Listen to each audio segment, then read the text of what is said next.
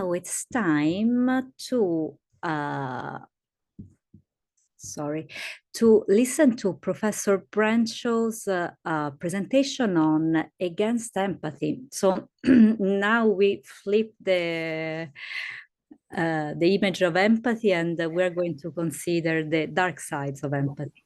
The floor is yours. Thank you, Francesca.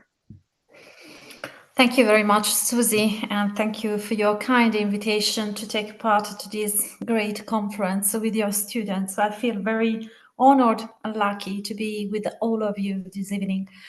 Yes, my talk is a bit provoking, or at least I would like to provide you some insight on Heidegger's meditation on empathy, which is grounded on a critique to the notion of empathy as we mainly conceive it in the field of cognitive science and neuroscience. I'm going to share the screen.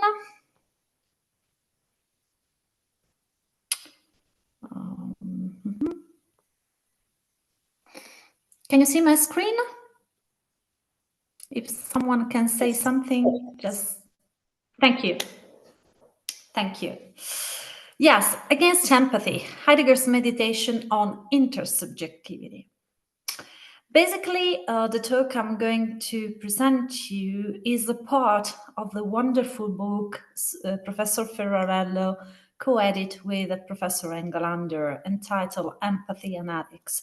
So I tried to simplify some passages of the chapter 8, in which I try to expose some ponderings on Heidegger's critique to the notion of empathy.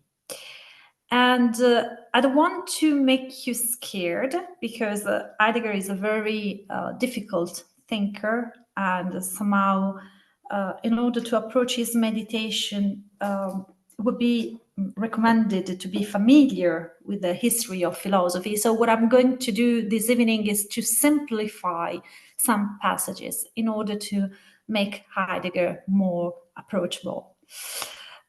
Basically, this presentation is built on 4 main points. I would try to provide you Heidegger's view on intersubjectivity, using 2 fundamental features of the definition of the notion of Dasein, which in English we can translate it as existence. And according to Heidegger, these fundamental features of existence are the being in and the being with. In the second step, I would try to show Heidegger's critique toward every theory of the isolated self, and to move forward with this critique to the notion of empathy. In the last part, I will try to provide you some clues on Heidegger's meditation and medicine. Why, to me, it seems important to welcome Heidegger's legacy and put it in dialogue with medicine in general, and particularly mental health sciences. So let's start with some theoretical clarification. The being in and the being with of Dasein. Heidegger's account of subjectivity and intersubjectivity is characterized by strong critique to every form of dualism, as if on one hand there is a subject and on the other hand there is an object that requires an appropriation process. According to him, the self is never isolated, not put in front of a word in a kind of dualistic view, but rather it always disclosed and ecstatically opened, embedded into a word, which requires it to deal with certain concerns and preoccupations. And then we can say that Dasein, the existence, Heidegger examined the notion of existence in its average everydayness. And Dasein as an ecstatic ontological structure. Here he uses the word ecstatic according to the old Greek ethymon, ecstasis, which means openness, disclosedness. Existence, according to Heidegger, is always open toward someone, something, the world, the situation, the others. This openness, this ecstasis, works on two different levels. On a vertical one toward transcendence, and on a horizontal one toward sociality. And this ecstatic ontological structure of the everyday Dasein founds the intersubjectivity, which in the Heideggerian language is called the being in and the being with. I just said that Heidegger is very critique with every form of dualism. According to him, the self is never isolated, not put in front of a word in a dualistic view.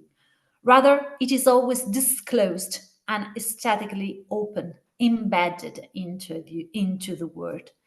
We can rephrase this point, claiming that in Heidegger's meditation, the word and the existence, the subject, are always given together in a co-appropriation tension. There is no subject without the word, and there cannot be a word without a subject, which is going to experience it. This fundamental stand is what allows Heidegger to overcome the Cartesian dualism at the core of modern philosophical tradition. According to the Cartesian dualism, we found two substances, the res cogitans and the res extensa, and each of these philosophical substance preside over our activity. So, if we want to overcome this dualism, we have to start from a different perspective. And what is this different perspective? Is what Heidegger, in the book entitled Ontology, the Hermeneutics of Acticity, he calls the being there of the Dasein is being in a word.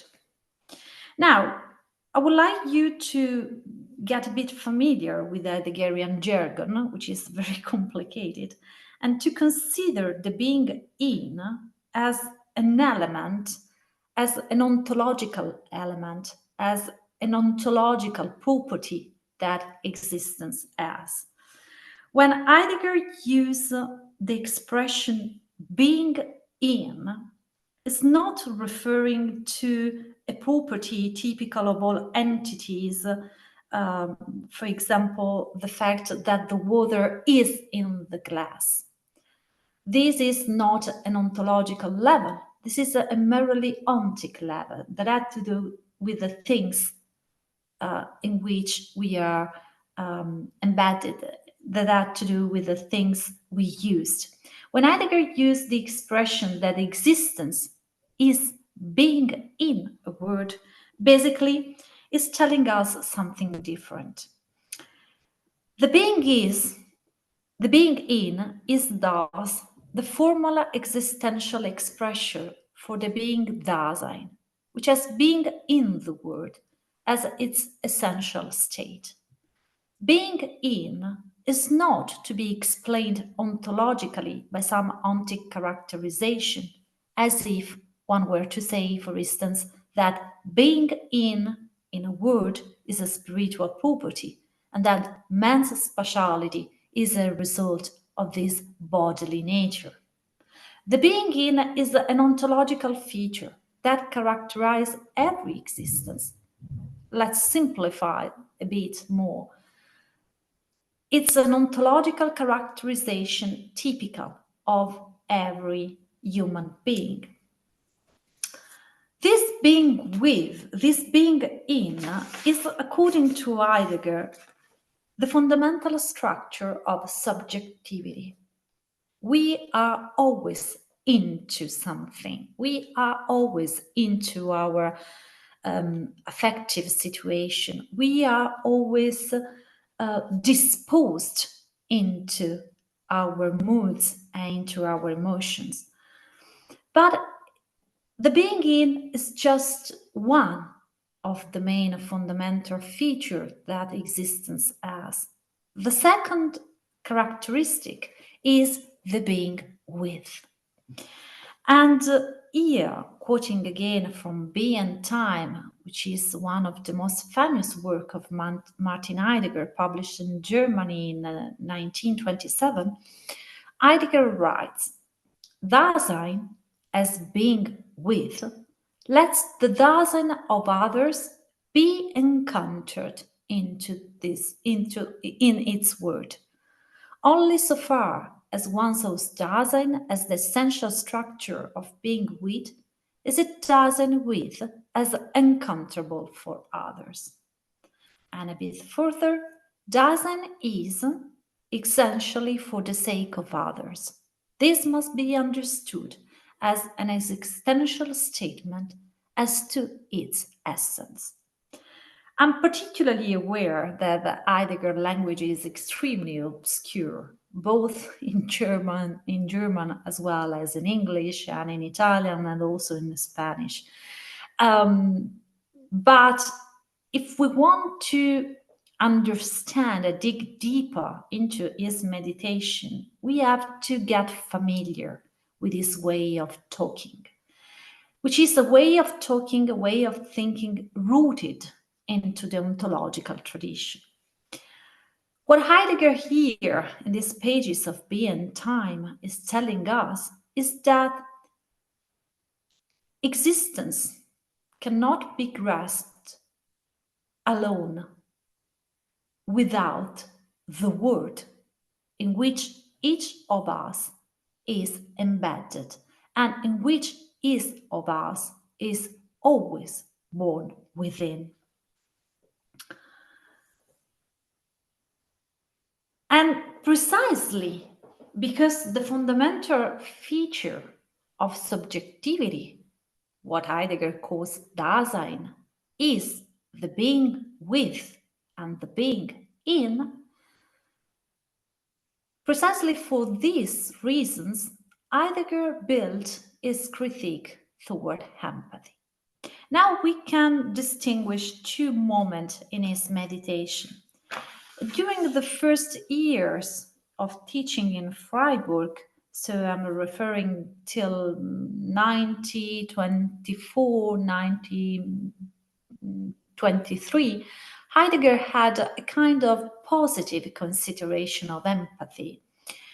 And this positive consideration was rooted into his theological education and into his interest in philosophy or religion. But at a certain point of his philosophical pathways, he changes his mind. And in the paragraph 26 of Being Time, we can read this very provoking sentence. This phenomenon, which is known to happily designed as empathy and Fühlung, is then supposed, as it were, to provide the first ontological bridge from one's own subject, which is given proximally as alone to the other subject, which is proximately quite closed off. This is a very difficult sentence. Let's try to shed some light on this sentence.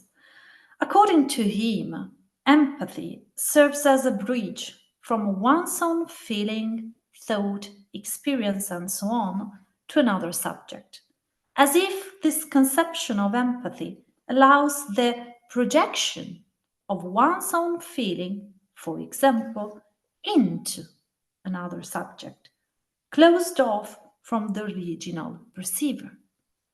Heidegger's critique of empathy lays precisely on the issue of projection, and we can say is related to a cognitive approach of empathy. When I use the expression cognitive approach to empathy, I can summarize this sentence with a metaphor. When we say, I'm going into your shoes, walk into my shoes if you want to understand how I feel. Through this metaphor, walking of being into one's own shoes is precisely the metaphor of the notion of empathy conceived as a projection. According to Heidegger, this cognitive approach to empathy is particularly incorrect. Existence, for Heidegger, is always a being in and the being with, and as such, no projection model of empathy is required to achieve an understanding of one another. This cognitivistic consideration of empathy, conceived as a form of mental transposition into other subjects, pertains solely to a deficient mode of being with one another, since it involves an elaborate maneuver of comprehension in order to get to another subject, which is only required because we usually live among one another in a mode of reciprocal indifference and concealment. So, just to make it very clear, Heidegger is not against the fact that we can have shared feelings and that we can share our experiences. Rather, is against a notion of empathy conceived as a projection. For Heidegger, empathy is not a primordial existential phenomena and does not represent the theme of proper philosophical investigation. Empathy risks the suppression of the genuine understanding of one another as original constitution. We can rephrase its critique toward the notion of empathy, claiming that Heidegger is not against shared feelings, nor does he affirm that they are not possible.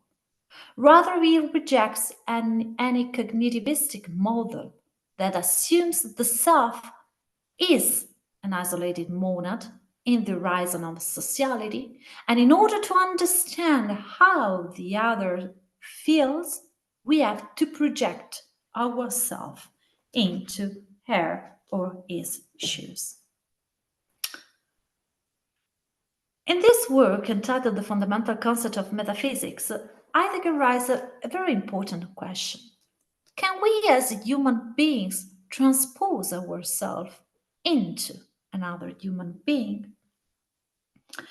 Once again, here the expression transpose into underlines his conception of empathy.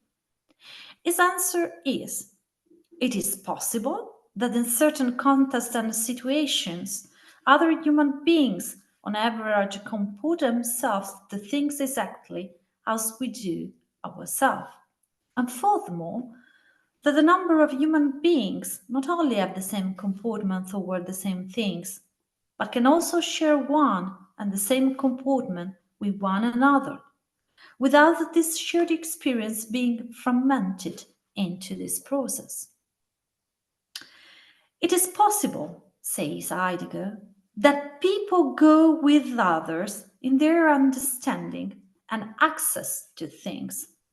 But it is also true that in the everyday activities, this possibility appears very difficult. And so seldom we find ourselves really able to go along with them. And a bit further we can read, the ability to transpose oneself into others and go along with them, with the Dasein in them. Please keep in mind to read Dasein as existence, always already happens on the basis of man's Dasein and happens as Dasein. For the being there of Dasein means being with others, precisely in the manner of Dasein, which is existing with others. The issue of empathy, he claims, is not a philosophical topic stricto sensu, and it does not reach the philosophical debate. The issue of empathy does not ask anything, because it is not 2 minutes. I got 2 minutes. Yep. Yeah. Okay. because it's not possible as a question. So, if Heidegger is against this cognitivistic account of empathy, it means that there is no room for such a concept and practice in his meditation? No, there is room for empathy, but conceived only in terms of a static being in there with the other, which means in the original openness that every form of existence has.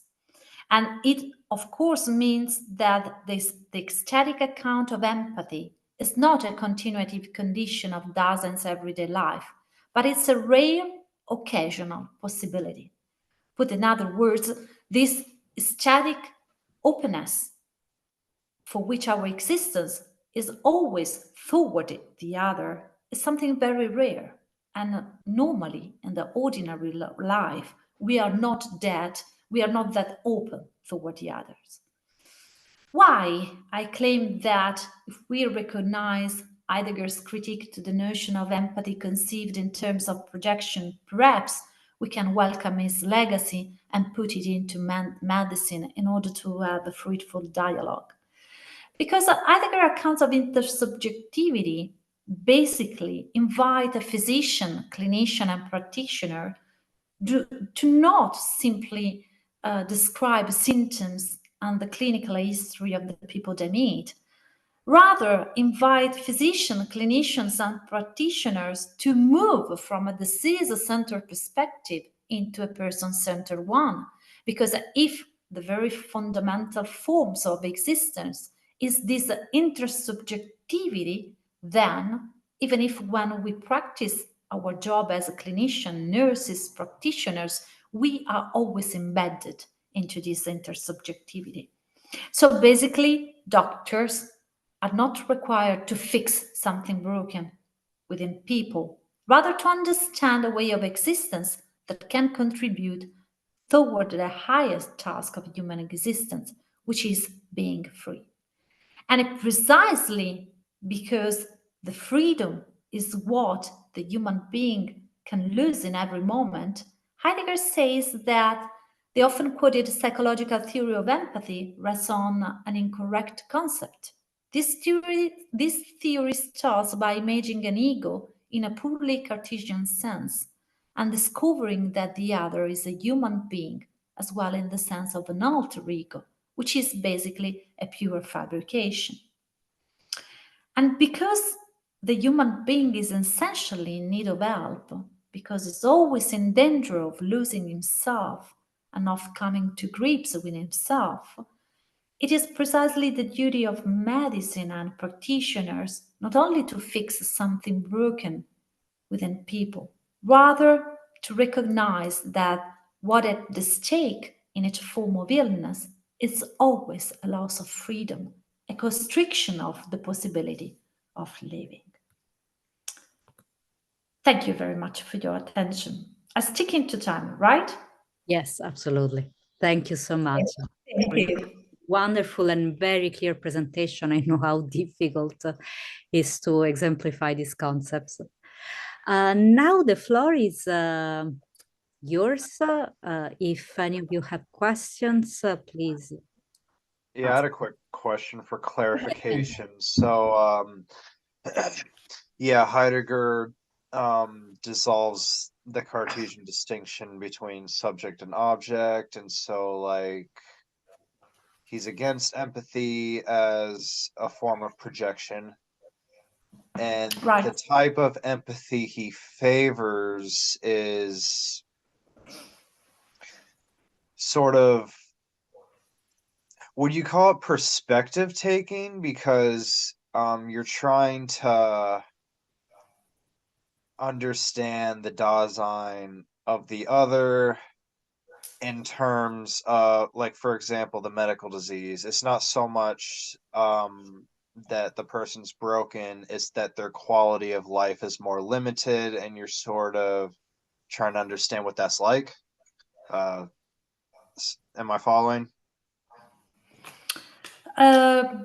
Yes and no. perspective taking could be an expression that Heidegger probably would criticize, because it has to do always with a projection. And this is, we have to keep in mind that this is the trick. The trick is to not fall into the projection, to put yourself into others' shoes. So what he recommends us is to not use the word of empathy, first of all, so we have to change our language. If we want to change the word, we have to start from changing our language. And the second point is, if the fundamental feature of our existence is the fact that we are who we are only because of the others and only because we live into the world, then why we need the notion of empathy? We are always, since our very moment in which we came into life, we are always into this intersubjective structure, which is always open. Now the point is, in our daily life, we are always open to the others. We really care about the others. And Heidegger on this is very clear. In Be and Time, he say no. In our daily life, we are not that aesthetically open toward the others. We do not care really about the others. And this is why he put the distinction between authentic life and inauthentic life, which is pretty complicated, because he has no any horizon of morality. When he used the word authentic and inauthentic, he has not in mind a scale of values. We are moving beyond morality.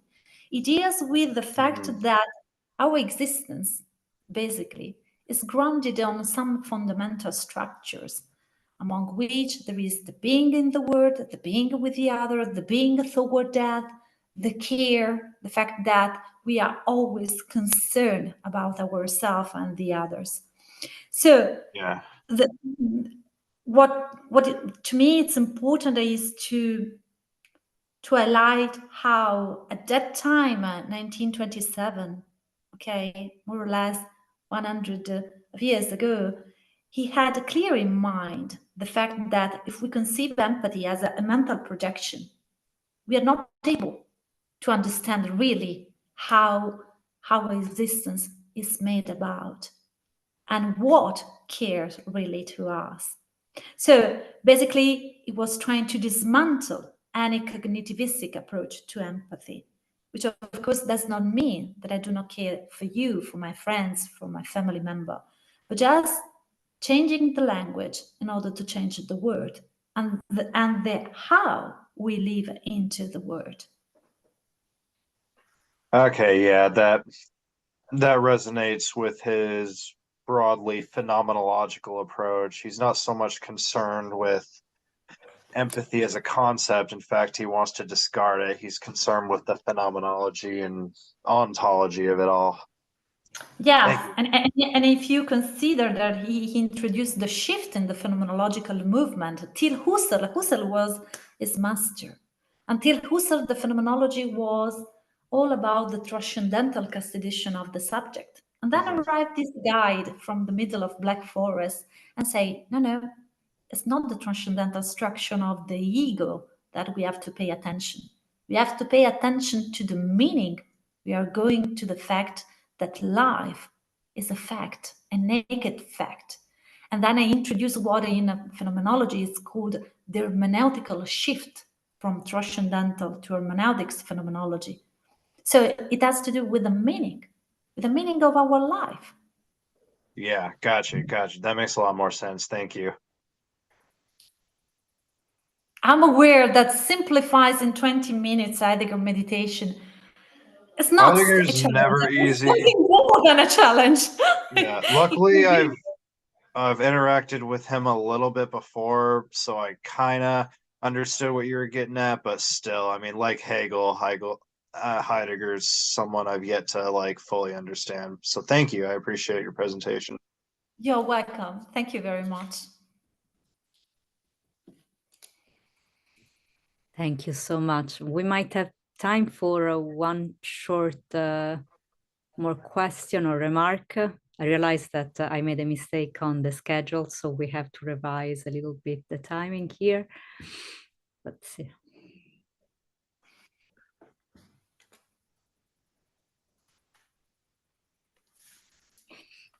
All right. Thank you so much, Professor Brencio, for your very clear presentation. Thank you, Susan. Thank you very much.